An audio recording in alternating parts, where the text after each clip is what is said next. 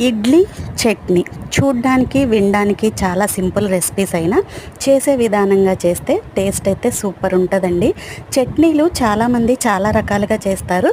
ఒక్కసారి నేను చెప్పినట్టుగా చట్నీ చేసి ఇడ్లీలో నంచుకొని తినండి, అమృతంలా ఉంటుందన్నమాట. సో ఫస్ట్ అయితే పచ్చిమిరపకాయలు, పల్లీలు వేసుకొని ప్యాన్లో వేయించుకోవాలండి. అలాగే కొబ్బరి ముక్కలు ఒక కప్పు వేసుకోవాలి. ఒక హాఫ్ ఉల్లిపాయ, ఒక హాఫ్ టమాటా వేసి బాగా వేయించేసుకున్న తర్వాత ఉప్పు, పసుపు, చింతపండు వేసి మిక్సీ చేసేసుకొని దానికి పోపు పెట్టేసుకోవాలి. చూసారా, ఇడ్లీ పిండి కూడా మోస్ట్ ఇంపార్టెంట్ అండి. బాగా పొంగాలి. ఇదైతే నేను మార్నింగ్ రుబ్బి పెట్టాను, ఇప్పుడు ఈవినింగ్ అనమాట. సో బాగా పొంగింది కదా, ఇక ఇడ్లీలు వేసేసుకోవడమే. వేడి వేడి ఇడ్లీలో కొంచెం నెయ్యి వేసుకొని, కారప్పొడి వేసుకొని, ఈ చట్నీ వేసుకొని తింటే అమృతం. నచ్చిందా? లైక్ చేయండి.